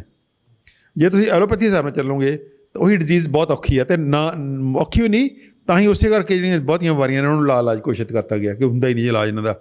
ਦਵਾ ਲਓ, ਦਵਾ ਦੂ ਕੇ ਆਪਣਾ ਡੰਗ ਟਪਾਊ ਜਿਹਾ ਕੰਮ ਕਰੋ, ਆਪਣੇ ਚੱਲਦਾ ਰੱਖੋ, ਅਤੇ ਪਰ ਇਹ ਠੀਕ ਨਹੀਂ ਹੋਣੀਆਂ। ਜਦੋਂ ਦੂਜੇ ਪਾਸੇ ਆਪਾਂ ਆਯੁਰਵੈਦਿਕ ਪ੍ਰਿੰਸੀਪਲ 'ਤੇ ਗੱਲ ਕਰਦੇ ਹਾਂ, ਨੇਚਰ ਦੀ ਭਾਸ਼ਾ ਨੂੰ ਸਮਝ ਕੇ ਗੱਲ ਕਰਦੇ ਹਾਂ, ਨੇਚਰ ਨੂੰ ਸਮਝ ਕੇ ਗੱਲ ਕਰਦੇ ਹਾਂ, ਤਾਂ ਬਿਮਾਰੀ ਦੇਖਦੇ ਛੂ ਮੰਤਰ ਹੋ ਜਾਂਦੀ ਹੈ। ਤਾਂ ਉਹ ਜਿਹੜਾ ਸਾਰਾ ਵਰਤਾਰਾ ਚਮੜੀ ਦੀਆਂ ਬਿਮਾਰੀਆਂ ਦੇ ਵੀ ਬਰਾਬਰ ਲਾਗੂ ਹੁੰਦਾ। ਇਸ ਕਰਕੇ ਚਮੜੀ ਦੀਆਂ ਬਿਮਾਰੀਆਂ ਤੋਂ ਕਦੇ ਵੀ ਘਬਰਾਉਣ ਦੀ ਲੋੜ ਨਹੀਂ ਹੈ। ਚਮੜੀ ਦੀ ਬਿਮਾਰੀ ਆਈ ਹੈ ਤਾਂ ਇਹ ਸੋਚੋ ਕਿ ਤੁਹਾਡੇ ਅੰਦਰ ਵੇਸਟ ਪ੍ਰੋਡਕਟ ਇਕੱਠੇ ਹੋ ਰਹੇ ਆ, ਸਾਡੇ ਅੰਦਰ ਮਲ ਹੈ, ਤੁਹਾਡੇ ਅੰਦਰ ਇਹੋ ਜਿਹੇ ਜ਼ਹਿਰ ਨੇ ਜਿਹੜੇ ਬਾਹਰ ਨਿਕਲਣ ਦੀ ਕੋਸ਼ਿਸ਼ ਕਰ ਰਹੇ ਆ। ਉਹਦੇ 'ਤੇ ਧਿਆਨ ਫੋਕਸ ਕਰੋ ਕਿ ਉਹ ਖਾਣੇ 'ਚ ਖਾ ਰਹੇ ਹੋ, ਕਿ ਤੁਸੀਂ ਹਵਾ 'ਚ ਲੈ ਰਹੇ ਹੋ, ਤੁਸੀਂ ਪਾਣੀ 'ਚ ਲੈ ਰਹੇ ਹੋ, ਕਿ ਤੁਹਾਡੇ ਥਾਟਸ ਨੈਗੇਟਿਵ ਨੇ, ਤੁਸੀਂ ਉਹੀ ਡਿਪਰੈਸ਼ਨ ਦੇ ਅਤੇ ਐਂਗਜ਼ਾਇਟੀ ਦੇ ਅਤੇ ਉਹ ਕਰ ਰਹੇ ਹੋ, ਜਾਂ ਥੋਕ 'ਚ ਦਵਾਈਆਂ ਖਾਈ ਜਾ ਰਹੇ ਹੋ। ਇਹ ਸਾਰੇ ਕੀ ਨੇ? ਜਾਂ ਡਿੱਬਾਬੰਦ ਭੋਜਨ ਖਾਂਦੇ ਹੋ, ਚੀਨੀ ਵਾਲੀ ਚੀਜ਼ਾਂ ਬਹੁਤ ਜ਼ਿਆਦਾ ਖਾ ਰਹੇ ਹੋ। ਤਾਂ ਕੋਈ ਵੀ ਚੀਜ਼ ਜਦੋਂ ਤੁਸੀਂ ਜ਼ਹਿਰ ਆਪਣੇ ਅੰਦਰ ਅਲਾਓ ਕਰ ਰਹੇ ਹੋ ਤਾਂ ਕਿਸੇ ਨਾ ਕਿਸੇ ਪਾਸੇ ਨਿਕਲੇਗਾ ਨਾ, ਨਹੀਂ ਤਾਂ ਤੁਸੀਂ ਮਰੋਗੇ। ਕੁਦਰਤ ਜਿਹੜੀ ਮਰਨ ਨਹੀਂ ਦਿੰਦੀ ਤੁਹਾਨੂੰ। ਕੁਦਰਤ nature is always pro survival. ਕਿ ਨੇਚਰ ਇਹ ਚਾਹੁੰਦੀ ਹੈ ਕਿ ਤੁਸੀਂ ਮਰੋ ਨਾ ਪ੍ਰੀ ਮੈਚਿਓਰਲੀ, ਪੂਰੀ ਉਮਰ ਭੋਗ ਕੇ ਮਰੋ। ਇਸ ਕਰਕੇ ਨੇਚਰ ਬਿਮਾਰੀ ਪੈਦਾ ਕਰਕੇ ਤੁਹਾਨੂੰ ਜਿਉਂਦਾ ਰੱਖਦੀ ਹੈ। ਸੋ ਇਸ ਕਰਕੇ ਜਦੋਂ ਵੀ ਆਪਾਂ ਕੋਈ ਚਮੜੀ ਦੀ ਬਿਮਾਰੀ ਹੋਵੇ ਤਾਂ ਉਹ ਸੋਚਣ ਦਾ ਤਰੀਕਾ ਆਯੁਰਵੇਦ ਦਾ ਹੋਣਾ ਚਾਹੀਦਾ ਕਿ ਇਹਦੇ ਅੰਦਰ ਜ਼ਹਿਰੀਲਾ ਮਾਦਾ ਹੈ, ਉਹ ਜ਼ਹਿਰੀਲੇ ਮਾਦੇ ਨੂੰ ਬਣਨਾ ਬੰਦ ਕਰੋ ਜਾਂ ਉਹਨੂੰ ਨਿਕਲਣ ਦੀ ਪ੍ਰਕਿਰਿਆ ਵਧਾ ਦਿਓ। ਬੰਦ ਕਿੱਦਾਂ ਕਰੋ? ਠੀਕ ਭੋਜਨ ਖਾਓ, ਠੀਕ ਪਾਣੀ ਪੀਓ, ਠੀਕ ਹਵਾ ਲਓ, ਬੰਦ ਹੋ ਗਿਆ। ਠੀਕ ਥਾਟ ਲਾਓ, ਅੰਦਰਲੇ ਥਾਟ ਪ੍ਰੋਸੈਸ ਪੋਜ਼ੀਟਿਵ ਕਰੋ, ਥਾਟ ਨਾਲ ਬਣਨੇ ਬੰਦ ਹੋ ਗਏ। ਬਾਹਰ ਕਿੱਦਾਂ ਕੱਢੋ? ਉਹ ਤੁਹਾਡੇ ਕਿੰਨੇ ਮੈਕੈਨਿਜ਼ਮ ਨੇ ਜਿਹੜੇ ਆਪਾਂ ਕਹਿ ਰਹੇ ਹਾਂ, ਮਡ ਥੈਰੇਪੀ, ਨੇਚਰ ਕਿਉਰ ਦੇ ਮੈਥਡ ਨੇ, ਜਿਹੜੇ ਕੋਈ ਆਯੁਰਵੇਦ ਯੋਗ ਪ੍ਰਾਣਾਯਾਮ ਨੇ, ਮਡ ਥੈਰੇਪੀ ਹੈ। ਤਾਂ ਇਹ ਸਾਰੇ ਜਿਹੜੇ ਤਰੀਕੇ ਨੇ ਇਹ ਜਿਹੜੇ ਨੇ ਉਹਨੂੰ ਕੱਢਣ ਦੇ ਨੇ ਬਾਹਰ ਵੀ ਕੱਢ ਲਓ। ਅੱਜ ਹੌਟ ਵਾਟਰ ਥੈਰੇਪੀ ਹੈ, ਸਾਰੇ ਦਾ ਸਾਰਾ ਕਿਤੇ ਮੈਕੈਨਿਜ਼ਮ ਕੀ ਹੈ ਕਿ ਬਾਹਰ ਕੱਢਣ ਦਾ ਰਸਤਾ ਖੋਲ੍ਹੋ, ਅੰਦਰ ਜਾਣ ਦਾ ਜ਼ਹਿਰ ਅੰਦਰ ਜਾਣ ਦਾ ਰਸਤਾ, ਅੰਦਰ ਜਾਣ ਦੀ ਮਾਤਰਾ ਘਟਾਓ ਅਤੇ ਬਾਹਰ ਜਾਣ ਦੀ ਮਾਤਰਾ ਵਧਾਓ, ਅਤੇ ਬਿਮਾਰੀ ਨਾਲ ਦੀ ਨਾਲ ਛੂ ਮੰਤਰ। ਤਾਂ ਇਸ ਕਰਕੇ ਜਿਹੜਾ ਇਸ ਟਰਮ 'ਚ ਜਿਹੜੀ ਸਾਰੀ ਗੱਲ ਕਰਨੀ ਟੌਕਸਿਨ ਦੀ ਟਰਮ 'ਚ ਇਹ ਹੁਣ ਇਸ ਵੇਲੇ ਮੈਂ ਸਮਝਦਾ ਕਿ ਲੇਟੈਸਟ ਸਾਇੰਟੀਫਿਕ ਇਹ ਤਰੀਕਾ ਹੈ ਬਿਮਾਰੀਆਂ ਨੂੰ ਸਮਝਣ ਦਾ ਕਿ ਆਪਣੇ ਆਪ ਨੂੰ ਹੁਣ ਲਫ਼ਜ਼ ਆ ਗਿਆ ਡੀਟੌਕਸੀਫਾਈ ਕਰੋ। ਜਿਹੜੇ ਆਪਾਂ ਪੰਚਕਰਮਾ ਕਰਾਉਂਦੇ ਹਾਂ, ਪੰਚਕਰਮਾ ਸਭ ਤੋਂ ਵਧੀਆ ਤਰੀਕਾ ਹੈ ਡੀਟੌਕਸੀਫਾਈ ਕਰਨ ਦਾ। ਇੱਕਦਮ ਡੀਟੌਕਸੀਫਾਈ ਹੁੰਦਾ ਬੰਦਾ, ਸਟੀਮ ਬਾਥ ਲੈ ਕੇ, ਗਰਮ ਪਾਣੀ 'ਚ ਬੈਠ ਕੇ, ਮਾਲਿਸ਼ ਕਰਾ ਕੇ, ਜਿਹੜੇ ਕਿੰਨੇ ਮੱਡ ਥੈਰੇਪੀ ਲੈ ਕੇ। ਤਾਂ ਇਹ ਕੀ ਕਰਦੇ ਹਾਂ ਆਪਾਂ, ਡੀਟੌਕਸੀਫਾਈ ਕਰਦੇ ਹਾਂ। ਤਾਂ ਡੀਟੌਕਸੀਫਿਕੇਸ਼ਨ ਜਿਹੜੀ ਹੈ ਉਹ ਅੱਜ ਮਾਡਰਨ era 'ਚ ਫਿਰ ਤੋਂ ਫੋਕਸ ਹੋ ਗਈ, ਜਿਹੜੀ ਕਿ ਆਯੁਰਵੇਦ ਦੀ ਹਜ਼ਾਰਾਂ ਸਾਲ ਪੁਰਾਣੀ ਸਮਝ ਦੇ ਉੱਪਰ ਆਧਾਰਿਤ ਹੈ। ਅੱਜ ਉਹਦਾ ਦੁਬਾਰਾ ਰੀਨੇਸਾਂਸ ਹੋ ਗਿਆ, ਦੁਬਾਰਾ ਤੋਂ ਫਿਰ ਲੋਕ ਜਿਹੜੇ ਨੇ ਉਹ ਡੀਟੌਕਸੀਫਿਕੇਸ਼ਨ ਦੀਆਂ ਗੱਲਾਂ ਕਰਨ ਲੱਗ ਗਏ। ਡਾਕਟਰ ਸਾਹਿਬ, ਸਕਿਨ ਦੀਆਂ, ਚਮੜੀ ਦੀਆਂ ਕਿਹੜੀਆਂ ਉਹ ਬਿਮਾਰੀਆਂ ਨੇ ਜਿਹੜੀਆਂ ਇਨਸਾਨ ਨੂੰ ਬਹੁਤ ਜ਼ਿਆਦਾ ਤੰਗ ਕਰਦੀਆਂ? ਚਮੜੀ ਦੀਆਂ ਆਮ ਭਾਸ਼ਾ 'ਚ ਤਾਂ ਜਿਹੜੀਆਂ ਬਿਮਾਰੀਆਂ ਪੁਰਾਣੇ ਜ਼ਮਾਨੇ ਦੀਆਂ ਸੀਗੀਆਂ ਉਹ ਤਾਂ ਸੀ ਫੋੜਾ, ਫਿੰਸੀ, ਦਾਦ, ਚੰਬਲ ਐਗਜ਼ੀਮਾ ਨੂੰ ਕਹਿ ਦਿੰਦੇ ਸੀਗੇ। ਦਾਦਾਂ ਜਿਹੜੀਆਂ ਸੀ ਫੰਗਸ ਸੀਗੀ, ਟੀਨੀਆ ਸੀਗਾ, ਸਕੇਬੀਜ਼ ਖੁਰਕ ਦੀ ਬਿਮਾਰੀ ਕਹਿੰਦੇ ਜਿਹਨੂੰ ਆਪਾਂ, ਸਕੇਬੀਜ਼, ਇਹ ਪੁਰਾਣੀਆਂ ਬਿਮਾਰੀਆਂ ਨੇ। ਫੋੜਾ, ਫਿੰਸੀ ਆਪਾਂ ਨੂੰ ਜਾਣਦੇ ਹਾਂ, ਫੋੜੇ ਹੋ ਗਏ, ਫਿੰਸੀਆਂ ਹੋ ਗਈਆਂ, ਨਿੱਕੇ ਹੋ ਜਾਣ ਫਿੰਸੀਆਂ ਨੇ, ਵੱਡਾ ਹੋ ਜਾਏ ਉਹ ਪੀਕ ਨਾ ਭਰ ਜੇ ਉਹਨੂੰ ਫੋੜਾ ਕਹਿ ਦਿੰਦੇ ਆ। ਗੜ ਵੀ ਹੁੰਦੇ ਨੇ? ਗੜ, ਹਾਂ ਗੜ ਥੋੜ੍ਹੇ, ਜੇਕਰ ਥੋੜ੍ਹੇ ਡੂੰਘੇ ਚਮੜੀ 'ਚ ਨੇ ਤਾਂ ਗੜ ਹੋ ਜਾਂਦਾ, ਉੱਪਰ ਹੈ ਤਾਂ ਨਿੱਕੀ ਫਿੰਸੀ ਹੋ ਜਾਂਦੀ ਹੈ। ਤਾਂ ਉਹ ਜਿਹੜਾ ਫੋੜੇ, ਫਿੰਸੀਆਂ ਪੁਰਾਣੀਆਂ ਬਿਮਾਰੀਆਂ ਸੀਗੀਆਂ। ਹੁਣ ਅੱਜ ਕੱਲ੍ਹ ਜਿਹੜੀਆਂ ਨਵੀਆਂ ਬਿਮਾਰੀਆਂ ਹੋ ਰਹੀਆਂ ਨੇ ਜਾਂ ਜਿਹੜੀਆਂ ਬਹੁਤ ਪੁਰਾਣੀਆਂ ਜਿਹਨੂੰ ਕਹਿੰਦੇ ਕਰੋਨਿਕ ਬਿਮਾਰੀਆਂ ਨੇ, ਜਿਹਦਾ ਇਹਨਾਂ ਕੋਲ ਮਾਡਰਨ ਮੈਡੀਕਲ ਸਿਸਟਮ ਕੋਲ ਕੋਈ ਹੱਲ ਨਹੀਂ ਹੈ। ਉਹਦੇ ਅੰਦਰ ਤੁਹਾਡੀ ਸੋਰੀਆਸਿਸ ਆ ਗਈ, ਤੁਹਾਡੀ ਆਪਣਾ ਐਗਜ਼ੀਮਾ ਆ ਗਿਆ, ਤੁਹਾਡੀ ਆ ਗਈ ਫੁਲਵੈਰੀ ਆ ਗਈ, ਤੁਹਾਡੇ ਉਸ ਤੋਂ ਬਾਅਦ SLE ਆ ਗਈ, ਲਿਕੁਇਡ, ਹਾਂ ਉਹੀ ਫੁਲਵੈਰੀ ਨੂੰ ਕਹਿੰਦੇ ਲਿਕੁਇਡ ਨਮਾ ਉਹੀ ਹੈ। ਅਤੇ ਇਹ ਜਿਹੜੀਆਂ ਬਿਮਾਰੀਆਂ ਨੇ ਇਹ ਕਿਤੇ ਨਾ ਕਿਤੇ ਉਹ ਬਿਮਾਰੀਆਂ ਨੇ ਜਿਹੜੀਆਂ ਕਿ ਜਿਹਦਾ ਕਿ ਇਲਾਜ ਨਹੀਂ ਹੈ, ਲਾ ਇਲਾਜ ਕੇ। ਲੇਕਿਨ ਕੈਂਸਰ ਵੀ ਹੈ? ਹਾਂ, ਚਮੜੀ ਸਕਿਨ ਕੈਂਸਰ ਵੀ ਹੋ ਜਾਂਦਾ। ਸਕਿਨ ਕੈਂਸਰ ਬਹੁਤ ਘੱਟ ਹੈ, ਇੰਨਾ ਜ਼ਿਆਦਾ ਨਹੀਂ ਹੈਗਾ। ਸਕਿਨ ਕੈਂਸਰ ਜਿਹੜਾ ਚਮੜੀ ਦਾ ਸਕਿਨ ਕੈਂਸਰ ਹੈ ਉਹਨੂੰ ਜੋੜਤਾ ਇਹਨਾਂ ਨੇ ਧੁੱਪ ਨਾਲ, ਪਰ ਉਹ ਸਾਰਾ ਰੋਂਗ ਪ੍ਰੂਵ ਹੋ ਗਿਆ ਹੋਇਆ। ਧੁੱਪ ਨਾਲ ਕੋਈ ਲੈਣ ਦੇਣ ਨਹੀਂ, ਨਾ ਕੋਈ ਅਲਟਰਾਵਾਇਲਟ ਰੇ ਨਾਲ ਕੋਈ ਲੈਣ ਦੇਣ ਇਹਦਾ। ਇਹ ਬਹੁਤੀ ਵਾਰੀ ਸਗੋਂ ਉਹਨਾਂ ਲੋਕਾਂ ਨੂੰ ਕੈਂਸਰ ਹੁੰਦਾ ਜਿਹੜੇ ਕਿ ਆਪਣੇ ਮੂੰਹ 'ਤੇ ਕੈਮੀਕਲ ਥੱਪਦੇ ਆ, ਖਾਸ ਕਰਕੇ ਜਿਹੜੀ ਥੋੜੀ ਸਨ ਸਕਰੀਨਾਂ ਨੇ। ਸਨ ਸਕਰੀਨਾਂ ਖੁਦ ਕੈਂਸਰ ਕਰਦੀਆਂ ਨੇ। ਸੋ ਇਸ ਕਰਕੇ ਧੁੱਪ ਤੋਂ ਬਚਣ ਦੀ ਲੋੜ ਨਹੀਂ ਹੈ। ਧੁੱਪ ਜਿਹੜੀ ਹੈ ਇਹ ਚਮੜੀ ਲਈ ਤਾਂ ਵਧੀਆ ਹੈ ਹੀ ਹੈ, ਸਾਰੇ ਪੂਰੀ ਬਾਡੀ ਲਈ ਬਹੁਤ ਵਧੀਆ। ਅੱਛਾ, ਚਮੜੀ ਕੋਲ ਇੱਕ ਗੁਣ ਹੈ ਜਿਹੜਾ ਆਪਾਂ ਗੱਲ ਕਰਨੀ ਭੁੱਲ ਰਹੇ ਸੀਗੇ ਕਿ ਵਿਟਾਮਿਨ D ਬਣਾ ਲੈਂਦੀ ਹੈ। ਧੁੱਪ ਦੀ ਮੌਜੂਦਗੀ 'ਚ ਚਮੜੀ ਜਿਹੜੀ ਹੈ ਵਿਟਾਮਿਨ D ਬਣਾਉਂਦੀ ਹੈ, ਚਮੜੀ ਦੇ ਵਿੱਚ ਵਿਟਾਮਿਨ D ਬਣ ਜਾਂਦਾ। ਤਾਂ ਉਹ ਜਿਹੜਾ ਪੂਰੇ ਸਰੀਰ ਦਾ ਇੱਕ ਬਹੁਤ ਜਿਹੜਾ ਵਿਟਾਮਿਨ D ਇੱਕ ਉਹ ਵਿਟਾਮਿਨ ਹੈ। ਹੁਣ ਉਹਨੂੰ ਵਿਟਾਮਿਨ ਨਹੀਂ ਕਹਿੰਦੇ, ਹੁਣ ਉਹਨੂੰ ਹਾਰਮੋਨ ਕਹਿਣ ਲੱਗੇ ਆ। ਤਾਂ ਉਹ ਵਿਟਾਮਿਨ ਜਾਂ ਹਾਰਮੋਨ ਹੈ ਜਿਹੜਾ ਕਿ ਪੂਰੀ ਬਾਡੀ ਦੇ ਹਰ ਸੈੱਲ ਨੂੰ ਚਾਹੀਦਾ, ਕਿਉਂਕਿ ਕੈਲਸ਼ੀਅਮ ਇਹਦੇ ਬਿਨਾਂ ਕੰਮ ਨਹੀਂ, ਕੈਲਸ਼ੀਅਮ ਦੇ ਨਾਲ ਜੁੜਿਆ ਹੋਇਆ ਹੈ। ਕੈਲਸ਼ੀਅਮ ਤੋਂ ਬਿਨਾਂ ਕਿਸੇ ਵੀ ਸੈੱਲ ਦਾ ਕੰਮ ਨਹੀਂ ਚੱਲਦਾ। ਤਾਂ ਕੈਲਸ਼ੀਅਮ ਅਤੇ ਵਿਟਾਮਿਨ D ਜਿਹੜਾ ਇਹ ਦੋਨੋਂ ਜੋੜੀ ਹੈ ਜਿਹੜੀ ਕਿ ਸਰੀਰ ਨੂੰ ਚਲਾਉਂਦੀ ਹੈ। ਤਾਂ ਵਿਟਾਮਿਨ D ਕਿੱਥੇ ਬਣਦਾ? ਚਮੜੀ 'ਚ ਬਣਦਾ। ਕਿਵੇਂ ਬਣਦਾ? ਧੁੱਪ ਤੋਂ ਬਣਦਾ। ਜੇ ਧੁੱਪ ਜਾਓਗੇ ਤਾਂ ਵਿਟਾਮਿਨ D ਬਣੇਗਾ। ਅੱਜ ਵਿਟਾਮਿਨ D ਦੀ ਕਮੀ ਜਿਹੜੀ ਹੈ ਬਹੁਤ ਬੇਹੱਦ ਕਾਮਨ ਹੋ ਰਹੀ ਹੈ, ਕਿਉਂਕਿ ਅਸੀਂ ਇੱਕ ਤਾਂ ਕੱਪੜੇ ਬਹੁਤ ਡਾਰਕ ਰੰਗ ਦੇ ਪਾਉਂਦੇ ਹਾਂ, ਜੇ ਫੈਸ਼ਨਦਾਰ, ਉਹਦੇ 'ਚ ਧੁੱਪ ਵੈਸੇ ਨਹੀਂ ਲੰਘਦੀ। ਦੂਜੀ ਅਸੀਂ ਕੱਪੜੇ ਪਾਉਂਦੇ ਬਹੁਤ ਜ਼ਿਆਦਾ ਢੱਕ ਕੇ ਰੱਖਦੇ ਹਾਂ ਆਪਣੇ ਸਰੀਰ ਨੂੰ। ਜਿਹੜਾ ਪਹਿਲਾਂ ਕੱਛਾਂ 'ਚ ਫਿਰਦੇ ਹੁੰਦੇ ਸੀਗੇ, ਕੱਛਾ ਬਨੈਣ ਨਾਲ ਫਿਰਦੇ ਰਹਿੰਦੇ ਹੁੰਦੇ ਸੀ, ਅਤੇ ਉਹ ਹੁਣ ਅੱਜ ਕੱਲ੍ਹ ਬੜਾ ਅੰਗਰੇਜ਼ ਬਣ ਗਏ। ਅਸੀਂ ਪੂਰਾ ਢੱਕ ਕੇ ਰੱਖਦੇ ਹਾਂ ਬਾਡੀ ਨੂੰ, ਈਵਨ ਮੂੰਹ ਵੀ ਢੱਕ ਲੈਂਦੇ ਹਾਂ। ਅੱਜ ਕੱਲ੍ਹ ਹੋਰ ਨਵਾਂ ਫੈਸ਼ਨ ਨਿਕਲਿਆ ਆਇਆ ਕਿ ਸਾਰਾ ਮੂੰਹ ਸਿਰ ਢੱਕ ਲਓ, ਬਾਹਰ ਧੁੱਪ ਜਾਣ ਲੱਗਿਆ, ਅਤੇ ਬਾਹਾਂ 'ਤੇ ਉਹ ਚੜ੍ਹਾ ਲਓ ਏਡੇ ਗਲਵਜ਼। ਹਾਂ, ਤਾਂ ਉਹ ਕਿਤੇ ਨਾ ਕਿਤੇ ਜਿਹੜਾ ਧੁੱਪ ਦੇ ਅਗੇਂਸਟ ਅਸੀਂ ਹੋਏ ਹਾਂ, ਉਹਦਾ ਨੈਟ ਰਿਜ਼ਲਟ ਇਹ ਹੈ ਕਿ ਵਿਟਾਮਿਨ D ਡੈਫੀਸ਼ੀਐਂਸੀ ਬਹੁਤ ਜ਼ਿਆਦਾ ਹੋਣ ਲੱਗੀ। ਜਿਹਨਾਂ ਖਾਣੇ ਨੂੰ ਵਿਟਾਮਿਨ D ਡੈਫੀਸ਼ੀਐਂਸੀ ਹੈ। ਤਾਂ vitamin D deficiency basically life style ਦੀ ਡਿਜ਼ੀਜ਼ ਹੈ ਜਿਹਨੂੰ ਕਿ ਸਾਨੂੰ ਬਚਣਾ ਚਾਹੀਦਾ, ਕਿਉਂਕਿ ਵਿਟਾਮਿਨ D ਦੀਆਂ ਗੋਲੀਆਂ ਖਾਣ ਨਾਲ ਉਹ ਗੱਲ ਨਹੀਂ ਬਣਨੀ ਜੋ ਕੁਦਰਤੀ ਵਿਟਾਮਿਨ D ਨਾਲ ਬਣਨੀ। ਕੁਦਰਤੀ ਜਦੋਂ ਧੁੱਪ ਲੱਗੇਗੀ ਉਹਨੇ ਇਕੱਲਾ ਵਿਟਾਮਿਨ D ਨਹੀਂ ਬਣਾਉਣਾ, ਉਹਨੇ ਪੂਰੀ ਬਾਡੀ ਨੂੰ ਐਨਰਜੀ ਦੇਣੀ ਹੈ। ਕਿਉਂਕਿ ਸਾਡੀ ਬਾਡੀ ਡਾਇਰੈਕਟ ਸੂਰਜ ਦੀ ਐਨਰਜੀ ਕੰਜ਼ਿਊਮ ਕਰਦੀ ਹੈ, ਪੂਰੀ ਇਕੱਲੀ ਚਮੜੀ ਨਹੀਂ, ਪੂਰੇ ਦਾ ਪੂਰਾ ਸਰੀਰ ਧੁੱਪ 'ਚ ਜਾ ਕੇ ਖਿੜ ਜਾਂਦਾ। ਧੁੱਪ ਜਿਹੜੀ ਉਹਨੂੰ ਐਨਰਜਾਈਜ਼ ਕਰਦੀ ਹੈ। ਧੁੱਪ ਦੀਆਂ ਕਿਰਨਾਂ ਬਹੁਤ ਡੂੰਘੀਆਂ ਜਾਂਦੀਆਂ ਨੇ।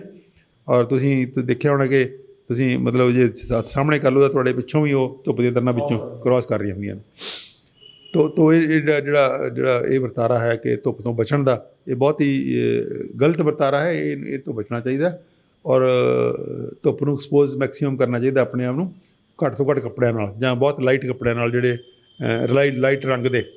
ਜਿਹੜੇ ਚਿੱਟੇ ਕੱਪੜੇ ਹੁੰਦੇ ਆ ਧੁੱਪ ਨੂੰ ਜਾਣ ਦਿੰਦੇ ਅੰਦਰ, ਜਿੰਨੇ ਗਾੜੇ ਰੰਗ ਦੇ ਕੱਪੜੇ ਪਾਏ ਹੋਣਗੇ ਉਹ ਧੁੱਪ ਨੂੰ ਨਹੀਂ ਜਾਣ ਦੇਣਗੇ ਅੰਦਰ, ਉਹ ਰੋਕ ਲੈਣਗੇ। ਅਤੇ ਇਸ ਕਰਕੇ ਕੱਪੜੇ ਹਲਕੇ ਤੋਂ ਹਲਕੇ ਰੰਗ ਦੇ ਪਾਉਣੇ ਚਾਹੀਦੇ ਆ। ਚਿੱਟੀ ਪੁਰਾਣਾ ਖਾਦੀ ਦਾ ਰਿਵਾਜ ਸੀ, ਮਲਮਲ ਦਾ ਰਿਵਾਜ ਸੀਗਾ, ਉਹ ਹੁਣ ਨਿਕਲ ਗਿਆ। ਹੁਣ ਫੈਸ਼ਨਦਾਰ ਕੱਪੜੇ ਪਾ ਹੁੰਦੇ ਬਹੁਤ ਡਾਰਕ ਕਲਰ ਦੇ ਅਤੇ ਬਹੁਤ ਮੋਟੇ।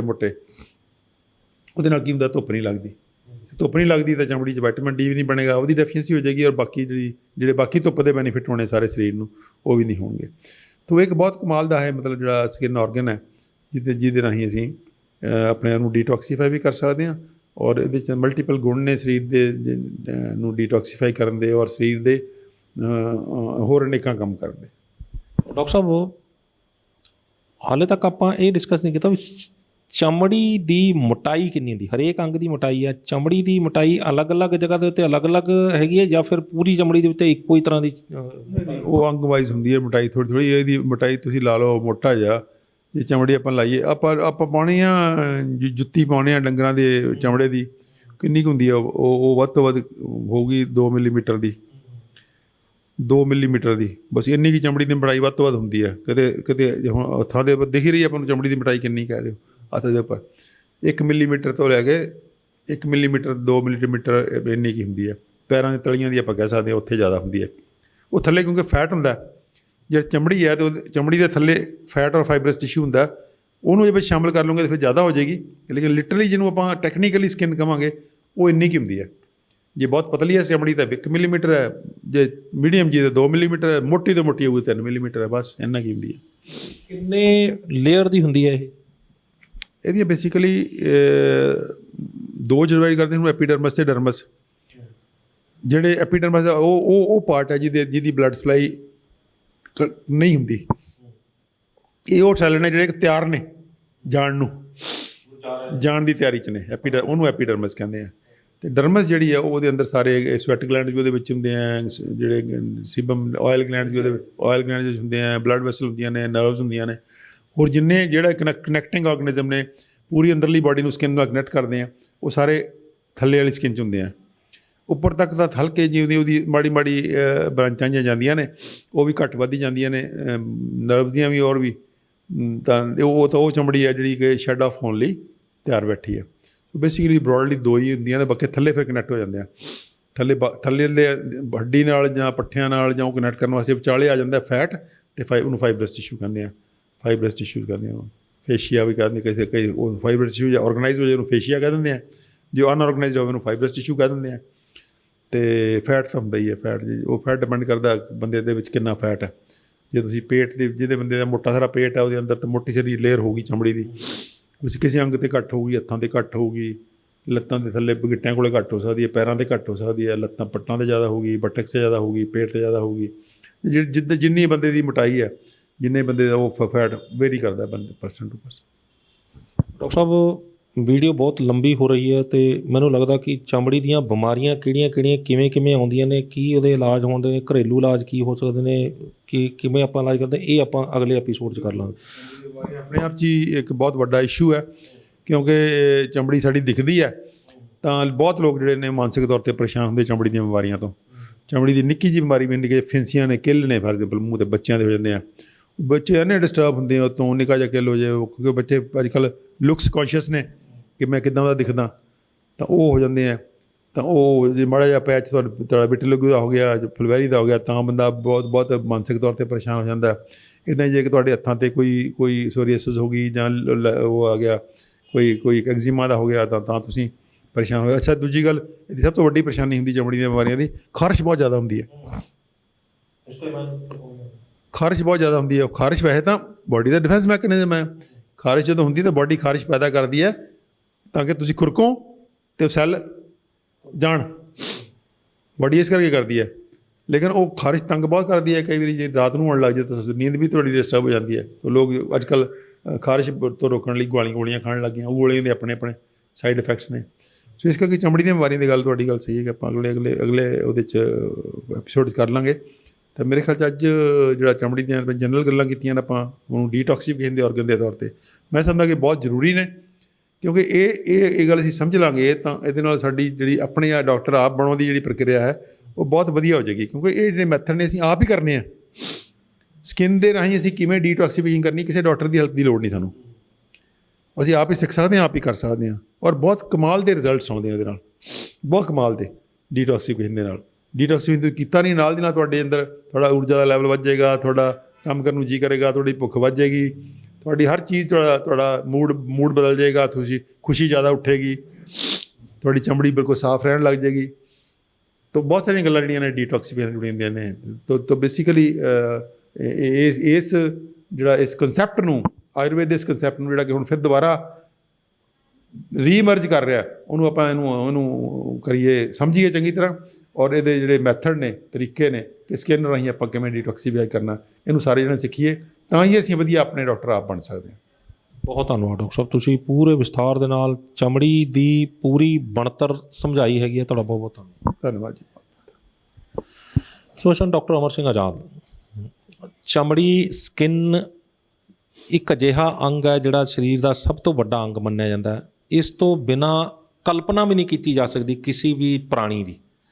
ਅਤੇ ਜਦੋਂ ਇਸ ਦੇ ਵਿੱਚ ਕਦੇ ਕੋਈ ਖਰਾਬੀ ਆਉਂਦੀ ਹੈ ਤਾਂ ਪੂਰਾ ਜਿਹੜਾ ਉਹ ਸਾਰਾ ਦਾ ਸਾਰਾ ਸਿਸਟਮ ਹਿੱਲ ਜਾਂਦਾ।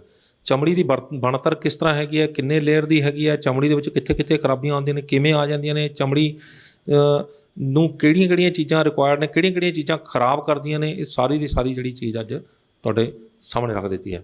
ਆਪਣਾ ਡਾਕਟਰ ਆਪ ਬਣੋ ਦੇ ਵਿੱਚ ਇਹ ਇੱਕ ਐਪੀਸੋਡ ਅਜਿਹਾ ਹੈਗਾ ਜਿਹੜਾ ਕਿ ਬੜਾ ਇੰਪੋਰਟੈਂਟ ਹੈ। ਅਗਲੀ ਵਾਰ ਅਸੀਂ ਗੱਲ ਕਰਾਂਗੇ ਕਿ ਚਮੜੀ ਦੀਆਂ ਕਿਹੜੀਆਂ ਬਿਮਾਰੀਆਂ ਹੁੰਦੀਆਂ ਨੇ, ਕਿਹੜੇ ਬਿਮਾਰੀਆਂ ਦੇ ਚਮੜੀ ਦੀਆਂ ਬਿਮਾਰੀਆਂ ਦੇ ਵਿੱਚ ਕਿਹੜੇ ਸਾਡੇ ਅਸੀਂ ਤਰੀਕੇ ਅਪਣਾਉਂਦੇ ਹਾਂ ਉਹਨਾਂ ਦੇ ਇਲਾਜ ਦੀ, ਅਤੇ ਕਿਹੜੇ ਤਰੀਕੇ ਉਹ ਅਸਲ 'ਚ ਉਹਦੇ 'ਚ ਹੋਣੇ ਚਾਹੀਦੇ ਨੇ, ਕਿਵੇਂ ਅਸੀਂ ਆਪਣਾ ਡਾਕਟਰ ਆਪ ਬਣ ਕੇ ਆਪਣੀ ਚਮੜੀ ਦੀ ਰੱਖਿਆ ਆਪ ਕਰ ਸਕਦੇ ਹਾਂ। ਤੁਹਾਡੇ ਤੋਂ ਉਮੀਦ ਕਰਦੇ ਹਾਂ ਕਿ ਤੁਸੀਂ ਚਮੜੀ ਦੀਆਂ ਬਿਮਾਰੀਆਂ ਦੇ ਸੰਬੰਧ ਵਿੱਚ ਆਪੋ ਆਪਣੇ ਸਵਾਲ ਜੇਕਰ ਤੁਹਾਡੇ ਕੋਈ ਹੈਗੇ ਨੇ ਤਾਂ ਤੁਸੀਂ ਸਾਡੇ ਕਮੈਂਟ ਬਾਕਸ ਦੇ ਵਿੱਚ ਲਿਖ ਕੇ ਸਾਨੂੰ ਆਪਣੀ ਰਾਏ ਜ਼ਰੂਰ ਦੇ ਸਕਦੇ ਹੋ, ਆਪਣਾ ਸਵਾਲ ਕਰ ਸਕਦੇ ਹੋ, ਤਾਂ ਕਿ ਅਸੀਂ ਅਗਲੀ ਵਾਰ ਜਦੋਂ ਇਹ ਐਪੀਸੋਡ ਸ਼ੂਟ ਕਰੀਏ ਅਗਲਾ, ਤਾਂ ਉਹਦੇ ਵਿੱਚ ਡਾਕਟਰ ਅਮਰ ਸਿੰਘ ਆਜ਼ਾਦ ਤੋਂ ਉਹ ਸਵਾਲ ਜ਼ਰੂਰ ਕਰੀਏ। ਸੋ ਉਮੀਦ ਕਰਦੇ ਹਾਂ ਕਿ ਇਹ ਵੀਡੀਓ ਤੁਹਾਨੂੰ ਪਸੰਦ ਆਈ ਹੋਵੇਗੀ। ਜੇ ਪਸੰਦ ਆਈ ਹੈ ਤਾਂ ਇਸ ਨੂੰ ਵੱਧ ਤੋਂ ਵੱਧ ਸ਼ੇਅਰ ਕਰ ਦਿਓ, ਕਿਉਂਕਿ ਇਹ ਉਹ ਵਿਸ਼ਾ ਹੈਗਾ ਜਿਹੜਾ ਕਿ ਹਰੇਕ ਲੋੜੀਂਦਾ, ਹਰੇਕ ਬੰਦਾ ਇਹ ਚਾਹੁੰਦਾ ਹੈ ਕਿ ਮੈਂ ਇਸ ਦੀ ਜਾਣਕਾਰੀ ਲਵਾਂ, ਅਤੇ ਜਾਣਕਾਰੀ ਲੈ ਕੇ ਆਪਣੇ ਚਮੜੀ ਦੇ ਸੰਬੰਧ ਵਿੱਚ ਜਦੋਂ ਆਪਣਾ ਬੰਦਾ ਸੁਚੇਤ ਹੋ ਜਾਂਦਾ ਤਾਂ ਉਸ ਨੂੰ ਚਮੜੀ ਦੇ ਸੰਬੰਧ ਵਿੱਚ ਜੋ ਕੁਝ ਵੀ ਖਰਾਬੀਆਂ ਆਉਂਦੀਆਂ ਨੇ ਉਸ ਤੋਂ ਉਹ ਬਚਾ ਕਰ ਸਕਦਾ, ਉਸ ਦੀ ਬਿਮਾਰੀ ਤੋਂ ਬਚ ਸਕਦਾ। ਅਤੇ ਜੇਕਰ ਅਜਿਹਾ ਹੁੰਦਾ ਤਾਂ ਅਸੀਂ ਸਮਝਾਂਗੇ ਕਿ ਇਸ ਵੀਡੀਓ ਨੂੰ ਬਣਾਉਣ ਦਾ ਮਕਸਦ ਕਾਮਯਾਬ ਰਿਹਾ। ਸਾਡੇ ਚੈਨਲ ਨੂੰ ਅਤੇ ਸਾਡੇ Facebook page news Asia Punjabi ਨੂੰ ਸਬਸਕ੍ਰਾਈਬ, ਲਾਈਕ ਅਤੇ ਫੋਲੋ ਕਰਨਾ ਨਾ ਭੁੱਲਿਓ। ਅਗਲੀ ਵਾਰ ਫਿਰ ਹਾਜ਼ਰ ਹੋਵਾਂਗੇ ਇੱਕ ਨਵੇਂ ਮੁੱਦੇ, ਇੱਕ ਨਵੇਂ ਮਹਿਮਾਨ ਦੇ ਨਾਲ। ਉਦੋਂ ਤੱਕ ਮੈਨੂੰ ਦਿਓ ਇਜਾਜ਼ਤ। ਧੰਨਵਾਦ।